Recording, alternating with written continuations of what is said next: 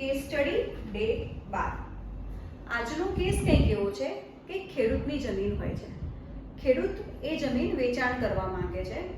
જ્યારે ત્યારે વેચાણ કરે છે ત્યારે એને જેને પણ ખેતીની જમીન વેચાણ આપી હોય છે એ બિન ખેડૂત હોય છે, જેની જાણ ખેડૂતને નથી હોતી, એટલે કે વેચાણ આપનારને નથી હોતી કે ભાઈ વેચાણ લેનાર બિન ખેડૂત છે.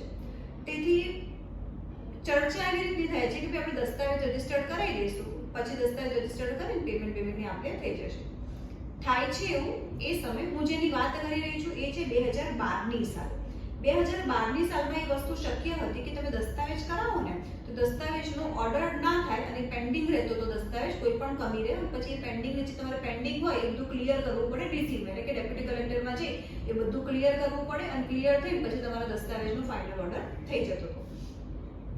થાય છે એવું કે દસ્તાવેજ થઈ જાય છે પેન્ડિંગ, અને જે ખેડૂત હતા ખેડૂતને તો બિચારાને આ વિષયનો એનો નોલેજ જ ના હોય, એટલે એને તો ખબર જ ના હોય, એટલે એ શું કરે છે કે ભાઈ પેન્ડિંગમાં દસ્તાવેજ છે, પેલા લોકો એમને કમિટમેન્ટ આપે કે ભાઈ થઈ જશે, મહિનામાં થશે, 2 મહિનામાં થશે, 3 મહિનામાં, એટલે ખેડૂત કેવું રાહ જોયા રાખે, પેમેન્ટ આવે નહીં. એવી ચર્ચા પણ કોઈ પણ પ્રકારની હોતી નથી કે ભાઈ બિન ખેડૂતનો છે એના કારણે દસ્તાવેજ નથી થયો. કબજો તો જે વેચાણ આપનાર ખેડૂત હતા એમની પાસે જ રહે છે.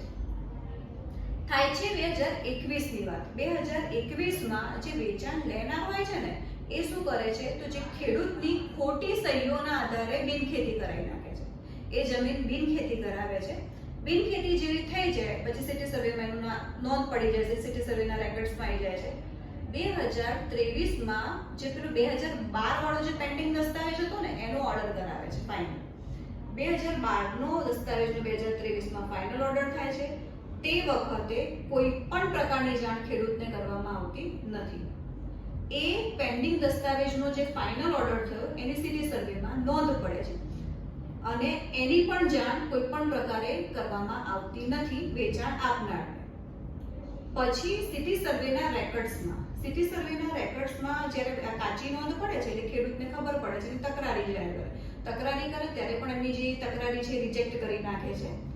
પરંતુ 2012માં જ્યારે ત્યારે દસ્તાવેજ નોંધાયેલો હતો એ વખતે જે માણસ ખેડૂત જ નથી અને ખેતીની જમીનનો દસ્તાવેજ તેનો ફાઇનલ ઓર્ડરની નોંધ પડી શકે. સૌથી પહેલા તો આમાં આ પોઈન્ટ પર ડાઉટ પેદા થાય.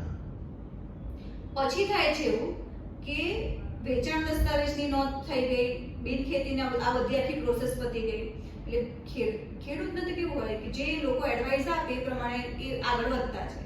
સિવિલ કોર્ટમાં દાવો કરે છે, ત્યાં પણ ભૂલ કરે છે. સિવિલ કોર્ટમાં જ્યારે દાવો કરે ને ત્યારે દસ્તાવેજ કેન્સલેશનની અંદર દાદ માંગવી છે. દસ્તાવેજ કેન્સલેશનનો કોઈ પણ પ્રકારની પ્રક્રિયા એ લોકો કરતા નથી, ખાલી બસ તમે માલિક છે એવું ડિક્લેર કરો, એટલે ત્યાં પણ એનો દાવો થોડો કાચો થઈ જાય.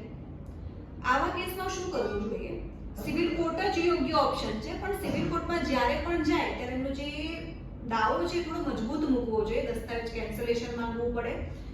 ખાસ બિનખેતીનો હુકમ જે ખોટો થયેલો છે, ખોટી સાઇનોના આધારે થયેલો છે, તો સૌથી પહેલા તો એને ચેલેન્જ કરવું પડે. એને ચેલેન્જ કરવા માટે તમે કઈ જગ્યાએ જઈ શકો તો SSRDમાં પણ તમે જઈ શકો છો અને એ આખી અરજી કરી શકે. તે પછી તમે જ્યાં બધું આખું ફોર્જરી, જ્યાં છેતરપિંડીને બધું થયું તમે એની સામે ક્રિમિનલ એક્શન પણ લઈ શકો છો. સિવિલ કોર્ટમાં તો તમારો દાવો ચાલુ જ છે. બીજો સૌથી મહત્વનો પોઈન્ટ, વેચાણ લેનાર 2012માં જ્યારે ત્યારે લેવાનું નક્કી કર્યું, દસ્તાવેજ કરાયો, તો એ જમીન એ લેવા માટે સક્ષમ નતા કારણ કે બિન ખેડૂત હતા. તો આ જગ્યામાં તો શરત બંધ થઈ, બને તો સરકાર પણ એન્ટર થાય, આવી પ્રોસેસ પણ કરાવી શકો. ખાસ મહત્વનો હેતુ એટલા માટે છે જ્યારે પણ તમારી જમીન તમે વેચવાની નક્કી કરો છો ને ત્યારે તમારા રેકોર્ડ તો તમે ભલે જુઓ, તમારા રેકોર્ડ તો બરાબર જ છે, તમારી જમીનના રેકોર્ડ છે બધું જોવાશે, સાથે સાથે જે વેચાણ લેનાર છે ને એની ખેડૂત ખરાઈનો પણ આગ્રહ રાખો, જેથી કરીને આવા પ્રોબ્લેમમાં ના ફસાવો.